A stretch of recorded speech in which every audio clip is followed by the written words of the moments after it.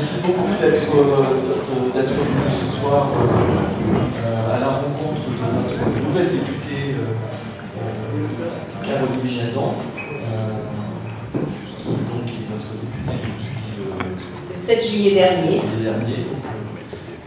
Je reconnais certains d'entre vous qui sont venus voter. On ne ment pas pour qui.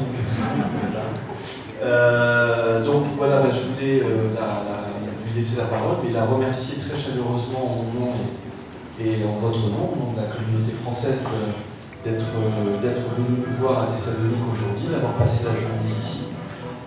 Je crois que nous sommes tous très sensibles au fait que vous ayez fait le chemin de Salonique. Voilà.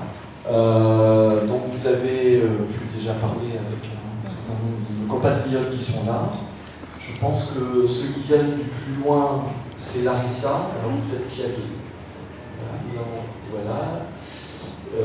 La plupart sont de Thessalonique ou des villes adjacentes de l'agglomération. Donc avec l'équipe du consulat, l'Institut français, l'école, on est vraiment très très heureux de vous avoir accueillis aujourd'hui. Et on vous souhaite beaucoup de réussite dans votre mandat de député, chère madame. Merci beaucoup, monsieur le consul général. Alors bonsoir à tous. Je vous avoue, je n'ai absolument pas préparé le discours parce que je me suis dit qu'on allait être entre nous et qu'en fait, je voulais juste simplement me présenter. Alors, pardon pour ceux qui étaient là à midi et je vais un petit peu répéter mon parcours, mais je pense que c'est important puisque vous ne me connaissez pas et qu'on apprenne à se connaître. Qu'on apprenne à se connaître aujourd'hui et puis plus tard parce que j'ai bien l'intention de revenir vous voir. Alors, qui je suis, pourquoi je suis là et d'où je débarque en fait. Et je pense que je vous dois quelques explications. Au départ, je ne suis pas une femme politique, je suis une militante associative depuis très très longtemps, militante depuis mon adolescence. Alors, beaucoup tournent contre les discriminations, la lutte contre le racisme, l'antisémitisme, au sein de SOS Racisme, au sein de la LICRA, et puis ensuite j'ai créé des associations pour lutter contre les inégalités sociales, pour aider les jeunes à trouver des stages, contre les violences faites aux femmes, également beaucoup investi dans les modes de règlement amiable des différends, la médiation. Je suis avocate en droit de la famille, mais jamais engagée en politique parce que la politique me semblait un monde quelque peu inaccessible avec des personnes qu'on ne pouvait pas joindre et puis surtout la gauche me paraissait trop à gauche, la droite trop à droite et ça ne m'intéressait pas plus que ça de m'engager. En tous les cas, ça me semblait être très très lointain de ce que je vivais au quotidien. Jusqu'en 2017, où Emmanuel Macron nous a proposé une autre vision de la politique, et c'est quelque chose qui passait par le dépassement des clivages. Et ça m'a parlé parce que depuis longtemps, je me disais, mais en fait, c'est complètement ridicule, on peut prendre des bonnes idées à droite, on peut prendre des bonnes idées à gauche, du moment que, eh bien, on pense à une sorte de social-démocratie qui était à l'époque ce qui présentait. Donc je me suis engagée en marche en me disant, bah, tiens, c'est enfin intéressant. Et puis j'ai commencé à militer localement avec le parcours qui était le mien, avec l'expertise qui était la mienne concernant les sujets que j'ai évoqués tout à l'heure.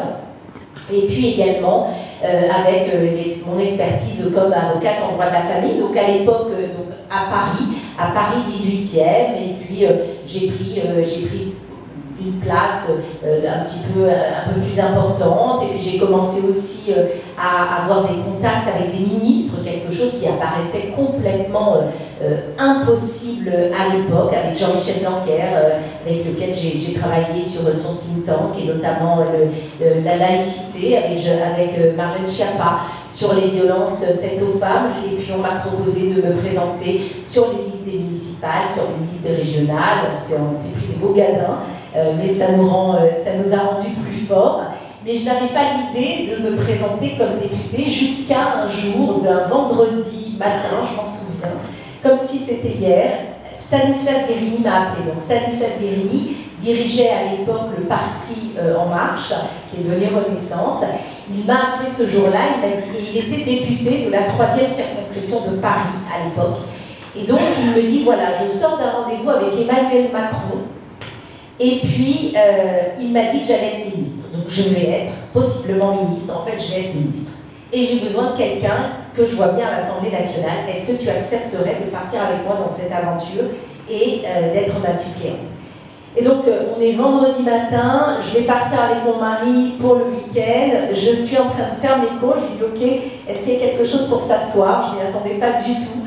Et je lui dis à ce moment-là, je n'hésite pas une seconde, je lui dis un grand oui, parce que ça faisait sens dans ma carrière, ça faisait sens comme avocate que j'étais d'être au cœur de la loi, et évidemment ça faisait sens dans les combats que je portais comme militante depuis toujours. C'est comme ça qu'on a été élu en 2022, c'est comme ça que je suis arrivée députée de Paris pendant 2 ans à l'Assemblée nationale, que j'ai été parmi les 150 députés, parmi les 577, donc 150 députés les plus actifs de l'Assemblée nationale, parce qu'en général, quand je me lance dans quelque chose, eh bien, je le fais d'abord avec mon cœur, mais aussi avec toute l'énergie qui est la mienne.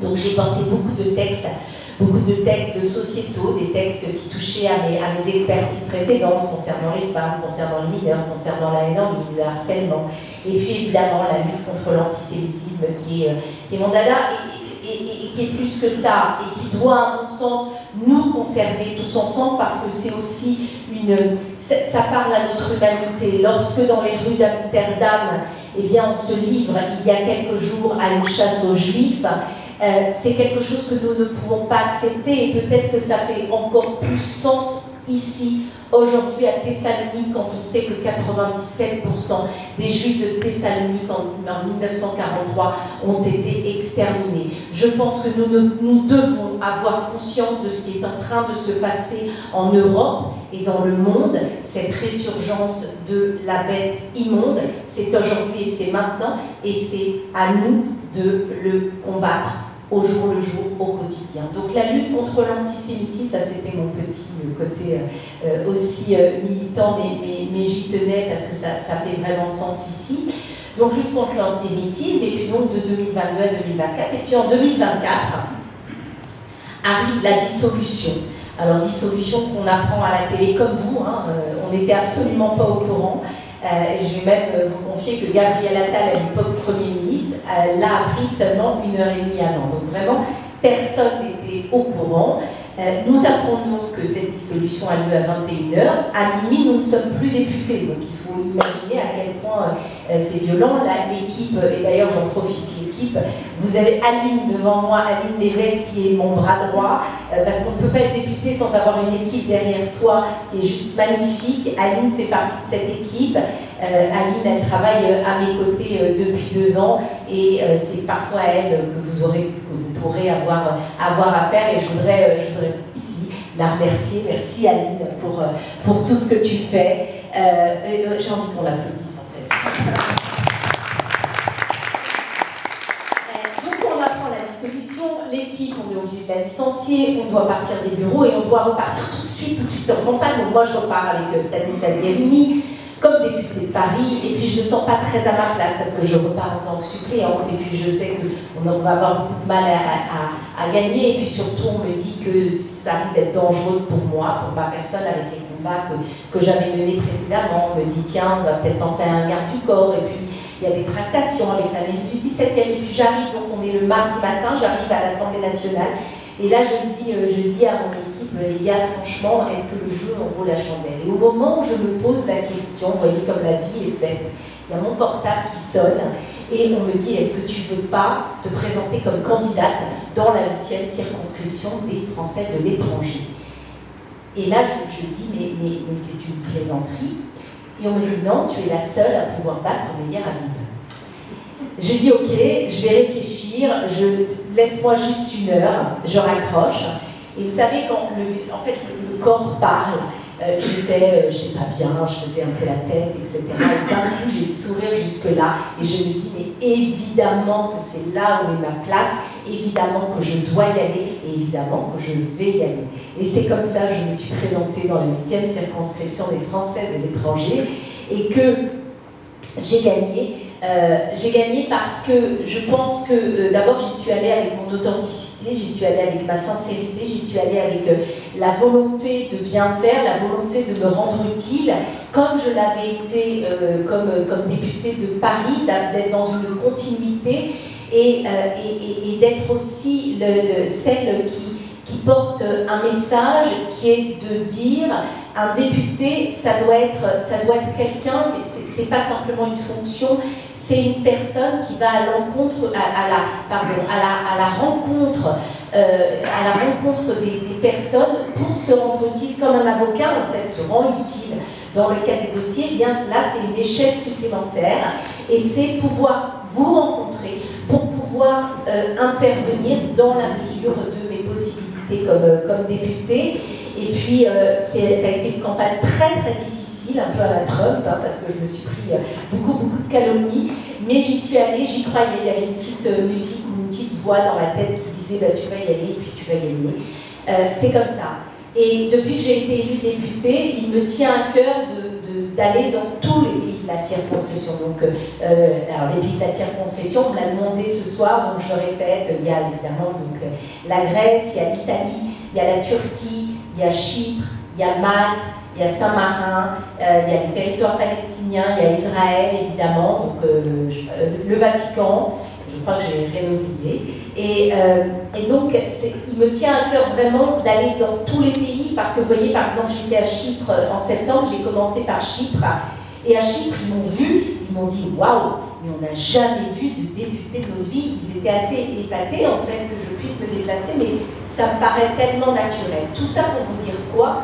Tout ça pour vous dire que d'abord, je viens aujourd'hui, mais je reviendrai, et puis pour vous dire que j'ai ma carte à disposition. Sur ma carte de visite, vous avez mon numéro, c'est un numéro personnel. Pourquoi c'est un numéro personnel? Parce que mon idée est d'être une députée de proximité et de pouvoir créer un lien avec chacun de vous, parce que peut-être que vous n'avez, je vous le souhaite, et je pense que vous êtes la plupart d'entre vous dans ce cas-là, il n'y a pas de problème particulier, mais créer un lien déjà avec son député, je trouve que c'est pas mal. Et puis pour certains, il y a des problématiques qui sont la retraite, les diplômes, l'école, etc. Et là, dans la mesure de mes possibilités, parce que j'ai un contact direct avec les ministres, parce que je peux déposer des amendements dans la loi, parce que je peux écrire une loi, parce que je peux intervenir auprès de tel ou tel organisme, on a la possibilité d'intervenir directement. C'est pour ça que je vous proposerai de prendre mon numéro, de prendre ma carte et d'enregistrer votre numéro de téléphone et de m'envoyer un petit message en disant « Coucou, c'est moi » et comme ça je vous enregistre dans mon répertoire.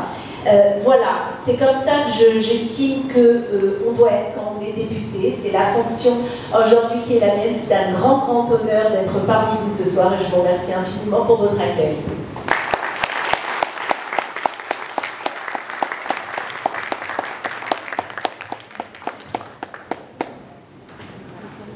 Et on continue.